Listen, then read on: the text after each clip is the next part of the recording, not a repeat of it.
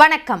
NEET தேர்வு ரத்து செய்யப்படுவதாக தேசிய தேர்வு முகமை அறிவிப்பு வெளியிட்டிருக்கிறது. இதனால் மாணவர்கள் பலர் பாதிப்புக்குள்ளாகக்கூடிய ஒரு சூழல் ஏற்பட்டிருக்கிறது. அடுத்த கட்டமாக என்ன செய்ய வேண்டும் போன்ற பல கேள்விகளும் எழுந்திருக்கின்றன. இதற்கான பதில்களை அளிப்பதற்காக கல்வி ஆலோசகர் திரு ஜெயபிரகாஷ் காந்தி நம்மோடு இணைந்திருக்கிறார். அவரோடு பேசலாம். சார் வணக்கம்.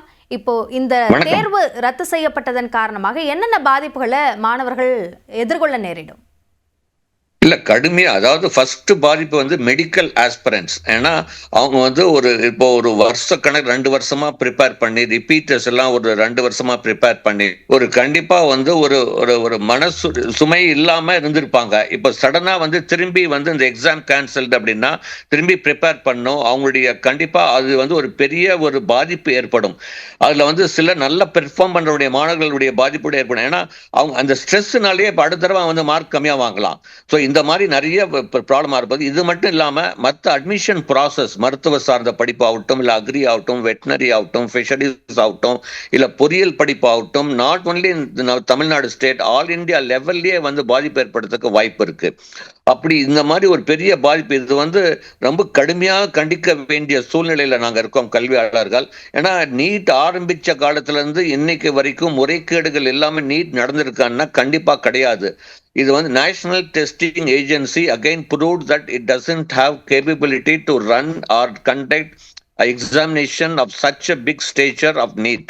ஸோ கண்டிப்பா இது வறுக்கத்தக்கது, ஒரு மிகப்பெரிய பாதிப்பு ஏற்படும் அப்படின்னு தான் நாங்கள் எதிர்பார்க்கிறோம்.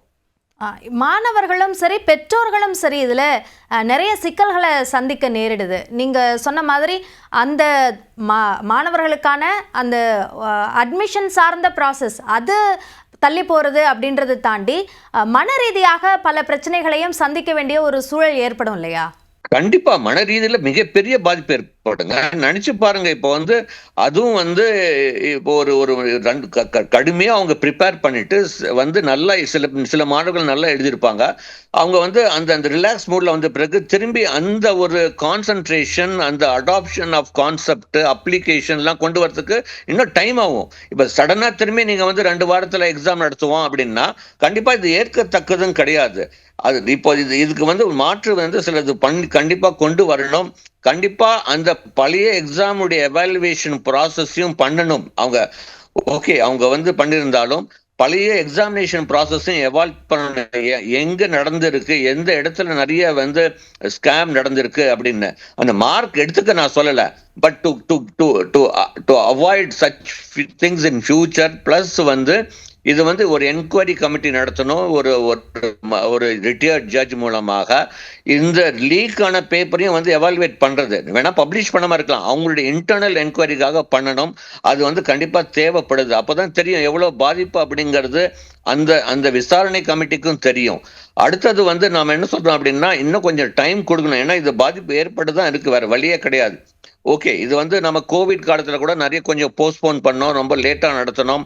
Admission process was delayed to almost 4 to 6 months. So அது மாதிரி இருக்கு, நான் இல்லைன்னு சொல்ல கிடையாது. பட் இருந்தாலும் மாணவர்களுக்கு பெற்றோர்களுக்கும் இது ஒரு பாதிப்பு ஏற்படுறதுக்கு தான் வாய்ப்பு ஜாஸ்தி. மன ரீதியா ஒரு மிகப்பெரிய உளைச்சல் கண்டிப்பா இருக்கு அப்படின்னு நாங்க சொல்லுவோம். இப்போ என்டிஏ தரப்புல இருந்து இந்த தேர்வு சரியாக நடக்கல அப்படின்றத ஒப்புக்கொண்டு தான் இந்த தேர்வை ரத்து பண்ணியிருக்காங்க. ஏற்கனவே இது மாதிரியான முறைகேடுகள் சார்ந்த புகார்கள் இருக்கு அப்படின்னும் போது அது இன்னும் தொடர்ந்துகிட்டே இருக்கு அப்படின்றத எதை காமிக்குது? இல்ல கண்டிப்பா இது கண்டிப்பா ஒரு மிஸ்மேனேஜ்மெண்ட் அப்படின்னு நான் சொல்லுவேன். கண்டிப்பா இது மினிஸ்ட்ரி ஆஃப் எஜுகேஷன் ரெஸ்பான்சிபிள் எடுத்து concern minister R even official should resign, should openly publicizely they should அதாவது மன்னிப்பு கோரணும், அப்பாலஜிக்கு கேட்கணும் மாணவர்கள் பெற்றோர்களுக்கும். கண்டிப்பா என்ன இது சாதாரணமா எடுத்துக்க முடியாது. ஏன்னா ஒரு வருஷம் நடந்தா பரவாயில்ல, ஆரம்பிச்ச காலத்துல இருந்து நடந்துட்டு இருக்கும் போது கண்டிப்பா இது ஒரு பெரிய ஏமாற்றத்தை தான் கொடுத்திருக்கு. எக்ஸாமினேஷன் நீட் எக்ஸாம் மேலுடைய நம்பிக்கை கண்டிப்பா குறையதான் போகிறது இனிமேல் ஃபியூச்சர்ல. ஆனா நினைச்சு பாருங்க, 26 லட்சம் பேர் எழுதுறாங்க. ஒரு 60,000 கவர்மெண்ட் சீட்டு, டோட்டல் 1 lakh பிளஸ் சீட்டுக்கு எவ்வளவு கடுமையான போட்டி, எவ்வளவு உளைச்சல் பின்னாடி இருக்கு, எவ்வளவு மணி பவர் பின்னாடி இருந்திருக்கு. இது எல்லாமே கவனிக்க வேண்டிய விஷயம் இருக்கு. இது சாதாரணமா எடுத்துக்க முடியாது. மற்ற எக்ஸாம் மாதிரி ஒரு நேஷனல் லெவல் ஒரு இம்பார்ட்டன்ஸ் ஒரு எக்ஸாம் இந்த அளவுக்கு முறைகேடுகள் நடந்திருக்கு, சரியா பிளான் பண்ணாம நடத்தியிருக்காங்க. இது எல்லாமே கடுமையா கண்டிக்க வேண்டியது, கண்டனம் உடையது அப்படின்னு தான் நாங்க சொல்லுவோம். இன்னொன்னு, இப்போ நீட் தேர்வு வேண்டாம் என்ற அந்த குரல்கள் எழுவதை இன்னும் வலுப்படுத்துற மாதிரியாக அமைந்திருக்கா இந்த பிரச்சனைகள்? கண்டிப்பா இது வலுப்படுத்தும், இன்னும் மிகப்பெரிய லெவல்ல வலுப்படுத்தும். நினைச்சு பாருங்களேன், ஒரு தடவை கிடையாது. இது எதிர்ப்பு நம்மளுடைய தமிழ்நாடு மாநிலங்கள் நிறைய தடவை சொல்லியிருக்காங்க. அதாவது ஒவ்வொரு தடவையும் நீங்க பாத்தீங்கன்னா நீட் கொண்டு வந்தது to bring the quality education அப்படின்னு தான் சொன்னாங்க. குவாலிட்டி எஜுகேஷன் கொடுத்துருக்காங்களா? கண்டிப்பா கிடையாது. நீட் பிஜி எக்ஸாம்லயே நெகட்டிவ் மார்க் 0 மார்க் வாங்கினா அட்மிஷன் கொடுத்துருக்காங்க. அடுத்தது நீங்க பாத்தீங்கன்னா எலிஜிபிலிட்டி ஈவன் நீங்க பாத்தீங்கன்னா சில இடத்துல பிசிக்ஸ் கெமிஸ்ட்ரியில மார்க் ரொம்ப ஈவன் 0 மார்க் இல்ல சிங்கிள் டிஜிட் மார்க் வாங்கலாம் மெடிக்கல் அட்மிஷன் கிடைச்சிருக்கு. பயாலஜில மட்டும் நீட் எக்ஸாம்ல மார்க் வாங்கி போயிருக்காங்க. அப்போ குவாலிட்டி நிலைநாட்டப்பட்டிருக்கு அப்படின்னுங்கிறது கண்டிப்பா அதுவும் அதுபட்டி போயிடுது. அடுத்தது நீட் எக்ஸாம் கொண்டு வரும்போது எம்பிபிஎஸ் பிடிஎஸ் மட்டும்தான் கொண்டு வந்தாங்க.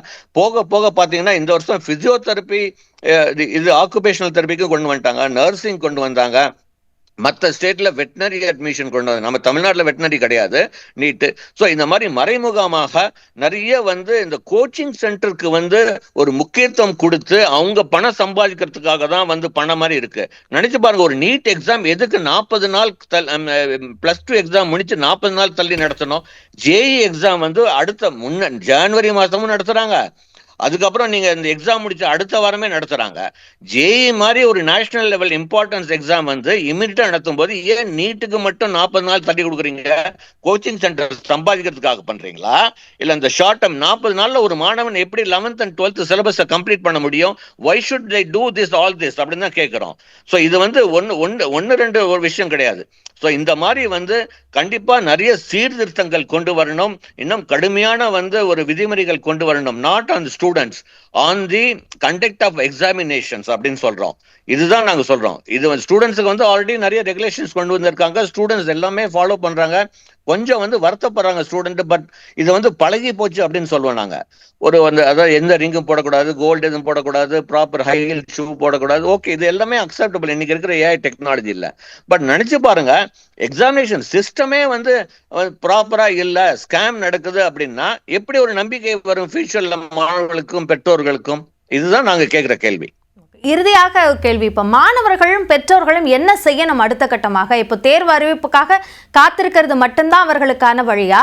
அதே மாதிரி இப்போ மருத்துவ படிப்புக்கான அட்மிஷன் லேட் ஆகுது அப்படின்னா அதோட எஃபெக்ட் நீங்க சொன்ன மாதிரி மற்ற படிப்புகள்லையும் இருக்கும். ஸோ எல்லா தரப்பு மாணவர்களும் அடுத்து என்ன செய்யணும்? இல்ல வேற வழியே கிடையாது. மாணவர்கள் பாவம் கண்டிப்பா வருத்தம் தெரிவிக்க. நான் அவங்க நீட்ஸ் என்டிஏ சார்பா நான் வருத்தம் தெரிவிக்கிறேன். கண்டிப்பா அவங்க பொறுமையா இருக்கணும். மாணவர்கள் மெடிக்கல் ஆஸ்பிரண்ட் ஸ்டார்ட் ப்ரிப்பேரிங். திரும்பி ப்ரிப்பேர் பண்ணுங்க. Bring back your original mode of learning. அந்த கான்ஃபிடன்ஸை ஏற்படுத்தணும்.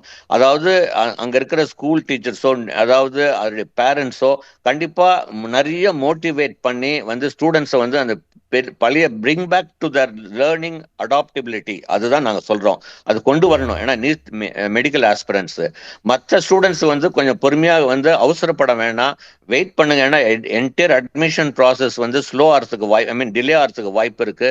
இப்போ கண்டிப்பா பொறுமையா இருந்து வெயிட் பண்ணி ஒரு சரியான முடிவு எடுக்க வேண்டிய சூழ்நிலை பேரண்ட்ஸுக்கும் இருக்கு, ஸ்டூடெண்ட்ஸுக்கும் இருக்கு.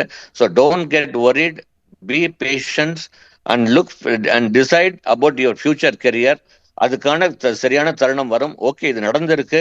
பட் கண்டிப்பா அடுத்த தடவை நடக்காத மாதிரி தான் கடுமையான நடவடிக்கை எடுக்கணும். Responsible people should resign.